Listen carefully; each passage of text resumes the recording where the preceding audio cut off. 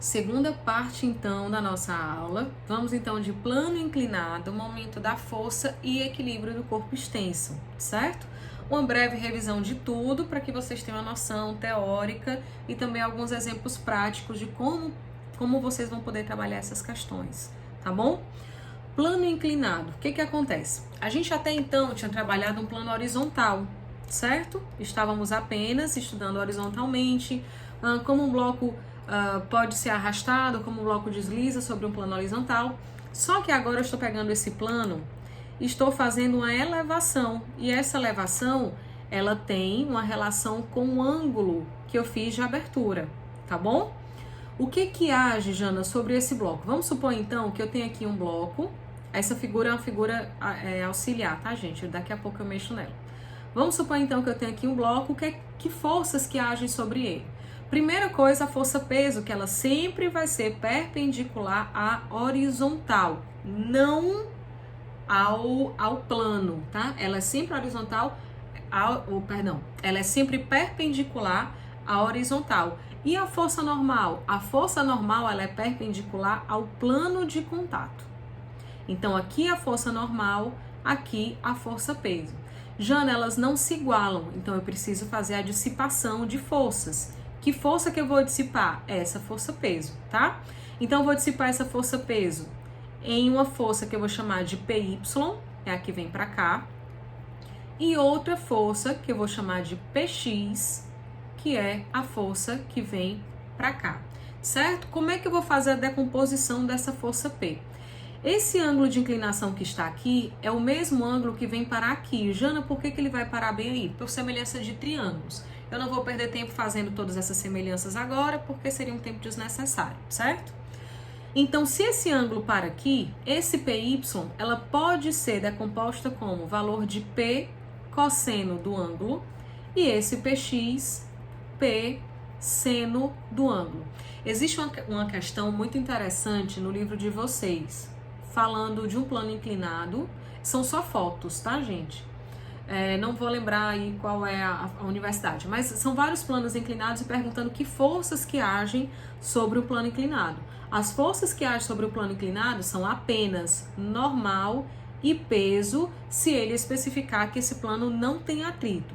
Se aparecer atrito, o atrito será simbolizado contra a trajetória. Então, se esse bloco desce, o atrito é para cima. Se esse bloco sobe, o atrito é para baixo. Então, nesse caso aqui, ó, ele já colocou aqui na figura PY e o valor de PX. No momento em que eu faço a decomposição dessas forças, eu esqueço de trabalhar com essa força-peso. Vou trabalhar apenas com as forças decompostas, PY e PX. Lembrando que PY é P cosseno do ângulo e PX, ele é o P seno do ângulo. Inclusive, é por causa desse PX que a tendência desse bloco é descer. Então, é por causa dessa força aqui, ó, de P seno do ângulo, que a tendência do bloco é descer, ou seja, ela é deslizar. Jana, pode ser que apareçam questões com força de atrito? Pode ser que apareça. Inclusive, eu vou fazer um exemplo para vocês. A força de atrito, deixa eu apagar aqui. A força de atrito, neste caso, ela estaria simbolizada para cá, certo? Então, aqui seria a minha força de atrito. Se tudo isso daqui é dito como equilíbrio, então eu tenho que a minha normal, ela tem o mesmo valor do P cosseno e a minha força de atrito teria o mesmo valor de P seno, se eu falar em equilíbrio. Jana, se eu falar que existe um movimento, por exemplo, se eu disser que esse plano aqui desce, se esse plano desce, é porque a minha força P seno ela é maior que a força de atrito. Então, existe uma aceleração, esse bloco está descendo. Logo, a minha força resultante em movimento é diferente de zero. Se a minha força resultante seria diferente de zero e esse bloco desce, eu teria que a força resultante seria o P seno de θ menos a minha força de atrito. Como a fórmula de força resultante é massa vezes aceleração, essa subtração estaria igualada à massa do bloco vezes a aceleração que o sistema passa a ter, certo? Então, aqui ele poderia cobrar, gente, são N situações. Jana, que ele pode pedir coeficiente de atrito se houver atrito. Se não houver atrito, ele pode pedir apenas a aceleração, ou seja, se não há atrito, é igual a essa figura que está aqui, ó. Só tenho apenas a ação da força P seno e essa força P seno faz com que esse bloco comece a descer. Logo, a minha resultante será apenas a P seno de θ e essa resultante será igual à massa desse bloco vezes a aceleração que esse bloco está deslizando. Tudo bem? Eu trouxe aqui um exemplo para vocês de força de atrito, só que no plano inclinado, só que nesse caso aqui a gente vai falar de equilíbrio, tá certo? Pode ser que venham questões diferentes disso, como eu já exemplifiquei ali em cima. Estou dando apenas um exemplo, e aí desse exemplo, depois que a gente dá a resposta da questão, eu vou trabalhar outras ideias, certo? Então vamos lá. Um bloco tem seu apoio sobre um plano inclinado, conforme representado no esquema. Já nesse ângulo é muito importante? Sim. Mas eu não sei seno e cosseno do ângulo. Aqui ele até deu. Teria a obrigação de me dar um ângulo de 30? Não. Por quê? Porque vocês já trabalharam relações trigonométricas e é preciso que vocês saibam seno, cosseno e tangente de 30, 45 e 50. Tenho esses ângulos estabelecidos para vocês, certo? Outros ângulos, ele pode colocar apenas um ângulo alfa, um ângulo θ, ou colocar um ângulo de 37, ou um ângulo de 53, aí o professor é obrigado a dar esses parâmetros, tá bom? Se ele der só seno, tá muito na cara, o que é que vocês vão ter que usar? Mas normalmente ele deve estar seno e cosseno, tá? Então aqui, vamos lá. Nesse caso aqui, a gente tem um ângulo de 30 graus. Que forças estão agindo sobre esse bloco? Mais uma vez, força normal aqui para cima, né? Perpendicular ao plano, e a força peso ela estaria aqui para baixo, mas lembrando que a gente não vai trabalhar com ela, a gente vai trabalhar com as suas decomposições, ou seja, vamos trabalhar com o PY, que seria o P cosseno de 30 nesse caso, e vamos trabalhar bem aqui com o PX, que seria P seno de 30 graus. Nesse caso aqui, ele vai dizer o quê, ó?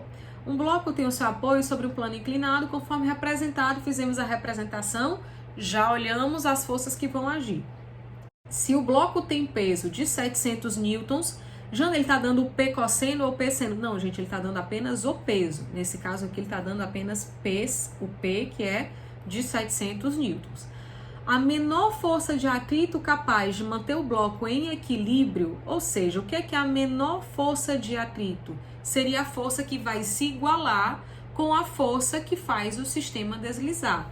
Logo, a força de atrito estaria bem aqui para cima. Então, para eu ter o menor valor da força de atrito, eu teria que igualá-la a P seno de 30. Se elas se igualam, elas estão em equilíbrio. Jana, podia ser que ele pedisse o coeficiente de atrito? Poderia. Só que, lembrando lá no início da primeira parte da aula, né? Como a força de atrito ela é o μ vezes a normal, se ele está me pedindo o coeficiente de atrito, esse μ, eu teria que saber o valor da minha normal. O valor da normal aqui, ela se iguala com o P cosseno. Pode ser que ele peça isso? Pode ser que ele peça isso. Então, cuidado sempre com essas relações. Anotem todas as relações. Mesmo que vocês não usem. Não vou usar, mas vou lembrar que a normal, ela é o valor do P cosseno de 30, pode ser que ele quisesse usar essa relação, então a gente já precisa saber. Mas nessa questão a gente vai ficar apenas com o que, Jana? Com o valor da minha força de atrito vai ser o mesmo valor de P seno de 30 graus. Então a minha força de atrito será o peso que ele já me deu, que é de 700, multiplicado pelo seno de 30, que é o valor de 0,5. Então, a minha força de atrito aqui seria 350 newtons, tá bom? Aqui, letra A. Jana, pode ser que ele cobrasse esse bloco descendo com aceleração? Pode. Se esse bloco desce com aceleração, ele vai colocar aqui, esse P seno ele é maior do que a força de atrito. Então, se o bloco descesse, nós teríamos, como eu disse ali em cima, que a minha força resultante seria o P seno de 30 nesse caso, né, porque é o de 30 graus, menos a força de atrito, que seria a massa desse bloco vezes a aceleração. Lembrando que a massa desse bloco, ele pode simplesmente te dar o peso. E aí, pelo peso, como o peso é massa vezes gravidade, você descobriria apenas a massa para poder utilizar nas fórmulas. Então, assim, em termos de plano inclinado, eu sei que já caiu uma questão para vocês, mas eu acho que é um parâmetro muito aberto, tem muitas possibilidades para vocês verem, tá? Anotem todas essas relações para que vocês possam estar prontos para quando chegar o momento da prova, certo? Chegamos então à última parte da aula, não menos importante, de momento da força e equilíbrio estático. Vamos então entender o que é esse momento da força. Eu queria que aqui vocês prestassem muita atenção. Existem alguns detalhes de parâmetros a serem trabalhados. Então, quando esse momento é positivo, quando esse momento é negativo, o que é a soma desses momentos da força, certo? Vou dar alguns exemplos em questões. Então, só para dar uma prévia para vocês, a primeira questão é a mais óbvia, né? Trabalhamos então a segunda questão com o equilíbrio de um corpo extenso. A terceira questão também é equilíbrio de corpo extenso. Gosto bastante dela, desses apoios nos extremos. Acho que pode ser um caminho, né, a ser cobrado. E a última, só para a gente relembrar, equilíbrio de um ponto material, certo? Então vamos lá. Já no que é esse momento da força? Ó, ele também é conhecido como torque, certo? E o que é esse torque? Ele é a medida da ação de uma força sobre um objeto, fazendo com que esse objeto gire. Normalmente a gente vai falar de movimento de rotação, ou seja, esse objeto rotacione. Como é que eu meço, né, Júnior? Qual é o exemplo que eu tenho disso daqui? Então vamos lá, a gente tem, vamos supor, uma tábua aqui de madeira, uma chave de fenda. Eu não vou ousar fazer esse desenho, tá, gente? Que é capaz de sair qualquer coisa menos uma chave de fenda. E eu tenho aqui um eixo de giro. Vamos então pensar que eu coloco aqui, por exemplo, um parafuso, um prego, e essa tábua ela gire ao redor desse prego. Eu posso, por exemplo, vir bem aqui e fazer a aplicação de uma força F1. Se eu faço a aplicação dessa força F1 em cima do eixo de giro, esse objeto ele não gira. Agora, se eu faço a aplicação aqui, por exemplo, de uma força F2, e ela já tem uma certa distância 2, ao eixo de giro, eu já consigo fazer com que esse objeto rotacione aqui para cima. E se eu colocar, por exemplo, uma força bem aqui, F3, eu vou fazer com que esse objeto rotacione também aqui para baixo. E ele já tem uma nova distância, que eu vou chamar de distância 3. Como é que eu faço o cálculo do momento da força ou do torque? O momento da força é calculado como sendo a força aplicada multiplicada pela distância. Jana, que distância é essa? Distância é o eixo de giro. Se o meu eixo de giro está aqui, quem está acima sobre o eixo de giro não tem momento da força, porque a distância ao eixo é 0. Então, nesse caso aqui, ó, o momento da força 1, ela seria uma força F vezes a distância ao eixo, que seria 0, então ela daria 0, tá bom? Ela dando 0, então, já sabendo que uma força aplicada em cima do eixo de rotação, ela não tem momento da força, tá? Ela não consegue provocar giro. Essa força F2, ela teria o momento da força 2, que seria F2 vezes a distância 2. E o momento da força 3 seria a força F3 vezes a distância 3. Algo que eu quero que vocês prestem atenção aqui é que eu fiz como? Essa força F2, ela produz uma força de rotação para o sentido anti-horário. E essa força F3, ela produz uma rotação no sentido horário. Quem produz rotação no sentido anti-horário será considerado o momento da força positivo. Quem produz rotação no sentido horário será um momento da força negativo. Como eles costumam trabalhar as questões? Com o somatório dos momentos da força, tá? O símbolo na matemática de somatório é esse símbolozinho, que eu não vou conseguir fazer ele perfeitamente, mas é esse símbolo, então pode dizer que o somatório dos momentos da força, certo? Em todos os corpos, o somatório dos momentos da força, ele tem que dar 0.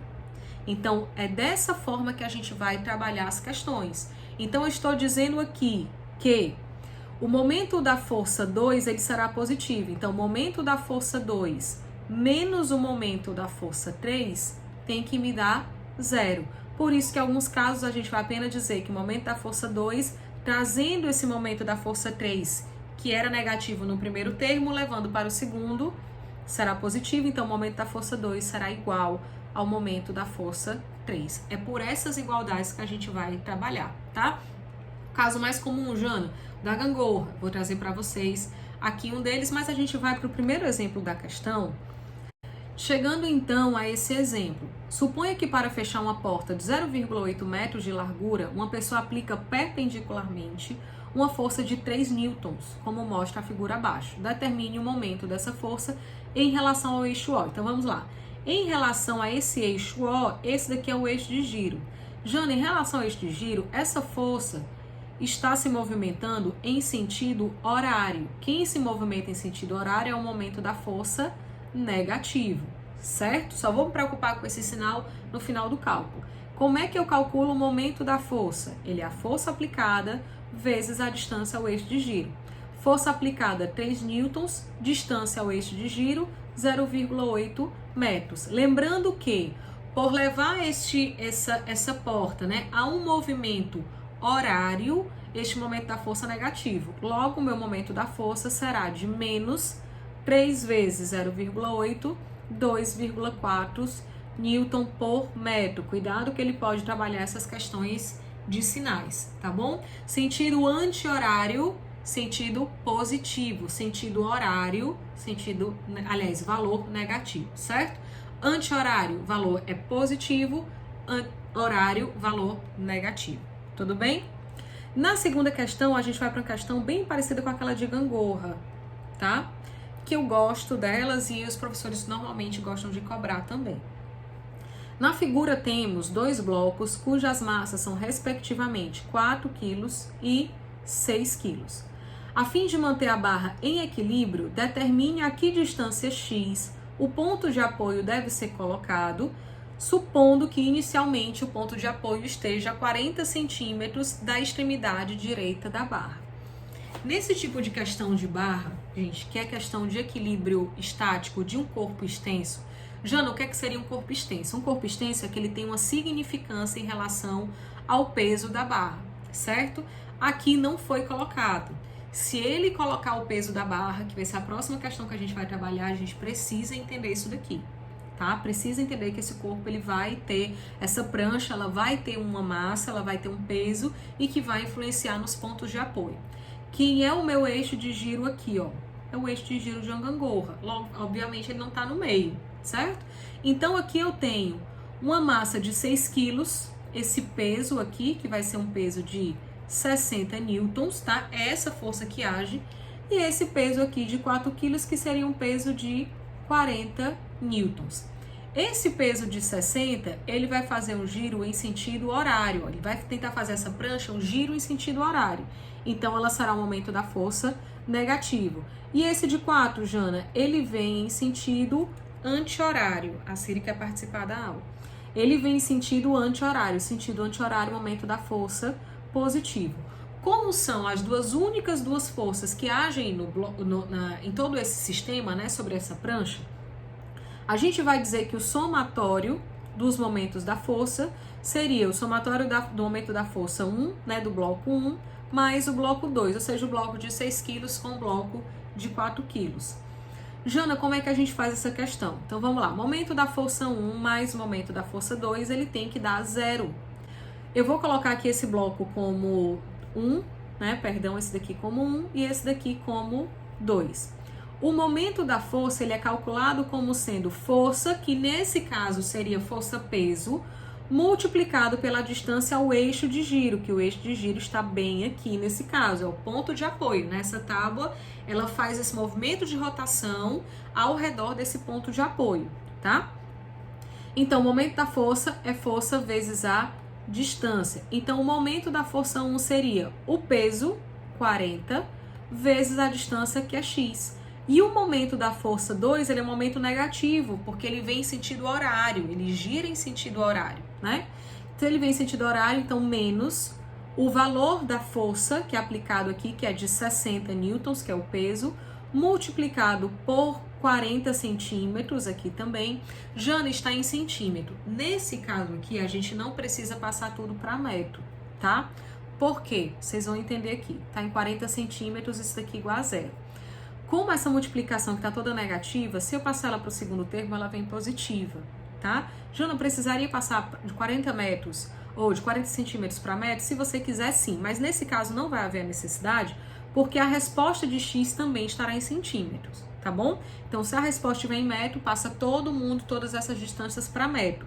Mas aqui a gente pode trabalhar com as distâncias em centímetro, porque elas sendo canceladas, a gente consegue trabalhar nas mesmas proporções, tá?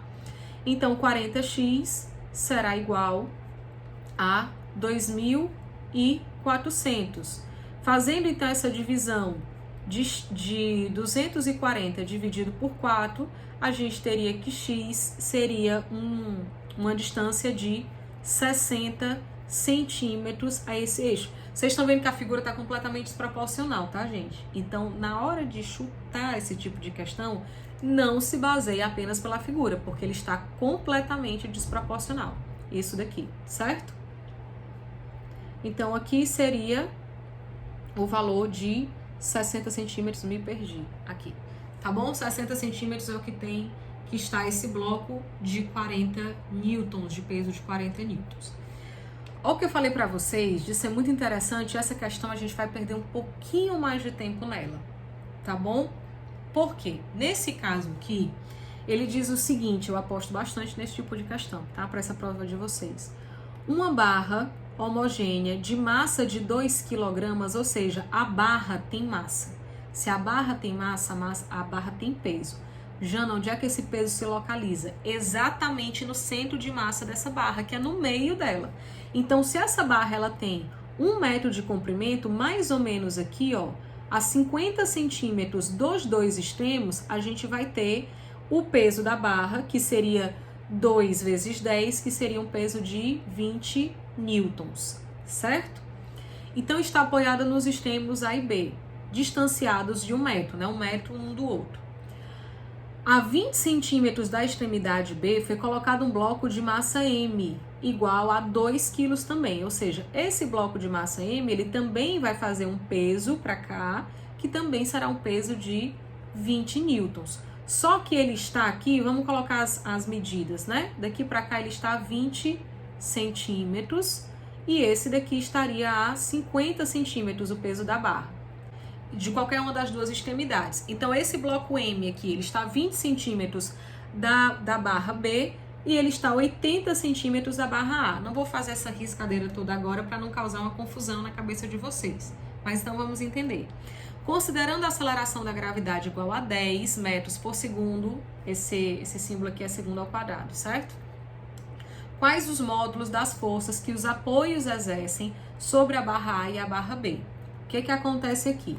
Essa barra A, para poder segurar a barra, né, essa prancha, ela devolve aqui uma força normal de A. Do mesmo jeito que esse ponto de apoio de B, ele devolve uma normal de B. Jana, tem como calcular os dois ao mesmo tempo? Eles são iguais? Não, eles não são iguais. Por quê? Se você tivesse apenas a prancha e os dois colocados, né, e o peso da prancha sendo o centro de massa, essas duas pontas aqui, um metro uma da outra, e já com esse centro de massa seria exatamente no meio a 50 centímetros, você teria essas normais iguais. Só que nesse caso a gente colocou esse bloco, certo? Ele pode colocar só um bloco? Não, ele pode colocar mais blocos. E aí, Jana, onde é que é o eixo de giro aqui? Porque o momento da força, ele é força vezes a distância. O momento de giro nesse tipo de situação, eu aconselho a vocês que vocês coloquem sempre um dos extremos. Para quê? Para que a gente consiga fazer os cálculos de maneira mais fácil. Então, vamos fazer o seguinte. A primeira coisa que a gente vai fazer para poder descobrir essas normais, eu vou fazer assim, ó. Vou fazer o eixo de giro primeiro em cima desse ponto A. Por quê, Jana? Porque se eu faço o eixo de giro em cima do ponto A, eu vou lembrar que se tem alguma força sendo exercida em cima do eixo de giro, essa força não tem momento da força, porque ela não tem distância em relação ao eixo, certo? Então, nesse primeiro caso, eu elimino essa normal de A e vou ficar apenas com o peso da barra, com o peso do bloco e com a normal de B, certo? Vamos então prestar atenção como serão essas rotações fazendo desse ponto de A aqui o eixo de giro. Esse peso da barra, ó, ele vai vir para esse lado horário, então ele será negativo. O peso do bloco também virá para o lado horário, sendo negativo, e a normal fará um movimento positivo. A soma desses três momentos tem que dar zero, tá bom? Porque está em equilíbrio. Então, vamos lá fazer essa soma. Nessa soma, eu tenho que esse momento da força, esse primeiro momento da força aqui, ele está calculado a 50 centímetros. Lembrando que eu vou deixar tudo em centímetro, porque não vai ter problema. Agora, se eu tiver que usar 1 metro, aí eu vou ter que fazer 100 centímetros. Ou vocês vão usar tudo em metro ou tudo em centímetro, dá certo do mesmo jeito, tá? Então, primeira coisa, vou colocar aqui, ó, meu ponto 1 seria o meu primeiro momento da força, o meu ponto 2 e o ponto 3 aqui. O meu momento da força 1 mais o momento da força 2 mais o momento da força 3 tem que dar 0, tá? Então, vamos lá. Momento da força 1. Força aplicada, que é de 20 newtons, vai ser negativo, né? Menos 20 vezes a distância vai ser de 50 centímetros ao eixo de giro que nós estabelecemos, certo? O momento da força 2 também é negativo, ou seja, menos o peso, 20 newtons, só que agora qual é a distância? Ó, se essa barra tem 1 metro, daqui para cá eu vou ter 80 centímetros, porque ele fica a 20 centímetros de B. Então, eu vou ficar meu peso, 20, vezes a distância, 80. Mas, porque agora esta normal, ela está fazendo um movimento anti-horário, né? Ela faz uma tendência de fazer uma rotação anti-horária, então ela será positiva. Então, mais, quem é a força aqui, Jana? É a normal de B, vezes a distância que ela está, que é de 100 centímetros, isso daqui tem que me dar 0. 20 vezes 50 menos 1.000. 20 vezes 80 menos 1.600. Mais 100 vezes a normal de B. Somando essas duas forças negativas, eu já vou passá-las para o outro lado, certo? Então vai ficar 100 vezes a normal de B será igual a 2.600. Fazendo a divisão, a minha força normal de B, ela terá uma intensidade de 26 newtons, tá? Então, aqui nesse caso, ela vai ter 26 newtons a normal de B. Jana, se eu olhar só pela questão, eu já conseguiria eliminar? Já, mas eu vou provar para vocês o porquê que a normal de A, ó, porque aqui ele pergunta a de A e a de B. Então, a de B, ó, 26 newtons, certo? Vou mostrar para vocês porque a normal de A vai ser 14. Vou precisar apagar a questão. Se vocês precisarem, tira um print da tela para que depois vocês vejam, tá bom? Vou aqui apagar a questão. Para agora a gente vai fazer, como é que eu vou fazer, Jana, para poder descobrir a normal de A? Como eu disse para vocês, eu gosto sempre de trabalhar com o eixo de giro sendo um dos extremos, certo? Para o eixo de giro ser um dos extremos, agora, como eu já sei a normal de B, eu vou então fazer uma condição onde o meu eixo de giro seja em cima dessa sustentação aqui de B. Então, vamos lá agora. Meu eixo de giro, então, agora é bem aqui. Continua aqui, essa massa, né, esse bloco faz um peso aqui para baixo de 20 newtons, que a gente já sabe que a massa dele é de 2, multiplicado pela gravidade vai dar 20. O centro de massa continua aqui, deixa eu apagar aqui esse 1. O centro de massa continua aqui, também vai ser de 20 newtons, só que agora eu tenho uma reação normal aqui para cima, a normal de A vai ser aqui para cima. O eixo de giro agora, gente, aqui desse lado, ó, meu lado esquerdo é a minha ponta esquerda. Jana, qual é a distância disso daqui? A questão me diz que é de 20 centímetros. A questão também ele me dá apenas a massa. Eu preciso entender que o centro de massa ele é no meio da barra. Então, isso daqui, 50 centímetros do meio da barra. E essa força normal de A vai estar a 100 centímetros, né? Porque ele está exatamente no ponto oposto, que seria o ponto de 1 metro. Nesse caso, então, como é que a gente vai fazer? Vamos lá. Nesse caso aqui, a gente vai ter, ó, essa primeira força, que é a força do bloco, ela vai fazer, o eixo de giro aqui mudou, viu? Prestem atenção, ó. Como o eixo de giro agora está aqui, ela vai fazer ele girar, ó, em sentido anti-horário. Então, ela será positiva.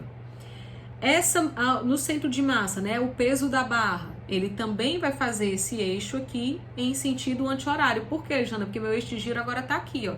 Então, se eu coloco uma força, ela vai aqui para baixo. Então, ela vem em sentido anti-horário. Mais uma vez aqui, positiva. E essa normal, como ela vai aqui para cima, ela vai fazer já que o meu eixo de giro está aqui à minha esquerda, ela vai fazer um movimento em sentido horário. Então, ela será negativa. Mais uma vez, o somatório desses momentos da força me dará 0. Então, momento da força do ponto A, né? Mais o momento do peso da barra, mais o momento desse bloco, né? Vou colocar aqui mais o momento do bloco. Isso tudo tem que me somar 0. O momento lá do ponto A, ele vai ser a normal de A, vai ser negativo, né? Como a gente disse, porque ele vai gerar em sentido horário. Então, será menos a minha normal de A vezes a distância, que é de 100, mais o momento da força do peso de B, tá aqui, ó, do peso da barra, ele tá bem aqui. Então, é 20 vezes, está mais uma vez a 50 centímetros do eixo de giro. Então, 20 vezes 50. E o momento desse bloquinho aqui vai ser também positivo, porque vai fazer o giro em sentido anti-horário. Ele vai ser 20 multiplicado, cuidado agora, tá? Ele está a 20 centímetros do eixo de giro que foi colocado em cima do ponto B. Então, aqui vai ser 20 vezes 20. Isso daqui vai me dar 0.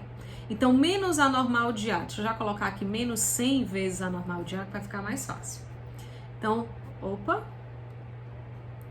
menos 100, que multiplica a normal de A, mais 1.000, mais 400, será igual a 0.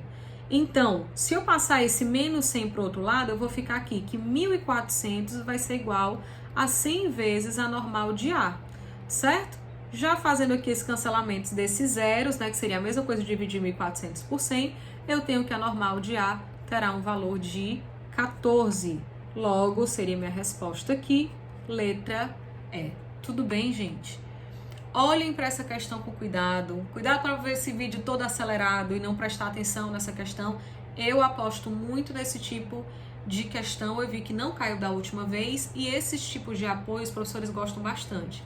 Basta que vocês façam em um primeiro momento, coloque o eixo de giro em uma das extremidades e em outro momento coloque o eixo de giro na outra extremidade de apoio. Fica bem fácil da gente poder entender, certo? A última questão, só para a gente relembrar o equilíbrio de um ponto material. Jana, o que é um ponto material? Um ponto material a gente não vai contar com a dimensão, certo? Desse ponto de equilíbrio. Lá na barra, aqui em cima da barra, lembra que essa barra tinha uma massa. Aqui não, aqui a gente não vai dizer. Onde é que o equilíbrio acontece aqui? Ele acontece bem aqui, ó. Nesse pontinho aqui no meio. Então, nesse ponto aqui no meio, como é que a gente faz esse tipo de questão? Ela é muito fácil. Se está em equilíbrio, tudo isso daqui, desenha assim um plano cartesiano e aí você vai desenhar as suas forças horizontais e verticais e entender que elas se equilibram, certo? Então, uma caixa A de peso igual a 300 newtons, ou seja, o peso dessa caixa aqui é um peso de 300 newtons, é suspensa por duas cordas B e C, conforme a figura a seguir. O valor da tração na corda B é G. Então, vamos ver as forças que agem. Essa tração na corda B, ela é aqui. Mais uma vez, ela está oblíqua. Então, eu vou dissipá-la em uma força horizontal e uma força vertical. Esse ângulozinho de 30 que estava ali em cima, ele vem parar bem aqui embaixo, ó. Então, já que essa força aqui horizontal, ela é a que encosta no ângulo, essa daqui será a tração de B vezes o cosseno de 30. Logo, a vertical será a tração de B vezes o seno de 30. Vou colocar aqui no plano para vocês entenderem. Jana, quem agiria para a minha direita? A tração da corda C. Para cima, a tração de B vezes o seno de 30 graus. Para a minha esquerda, a tração de B, que multiplica o cosseno de 30 graus. E aqui para baixo, eu tenho a minha força-peso, que é uma força de 300 newtons. Ele só quer aqui a tração da corda B. Se ele quer a tração da corda B, o que é que eu preciso saber? Essa tração de B multiplicado pelo cosseno de 30 é igual à tração de C. Não tenho como descobri-la.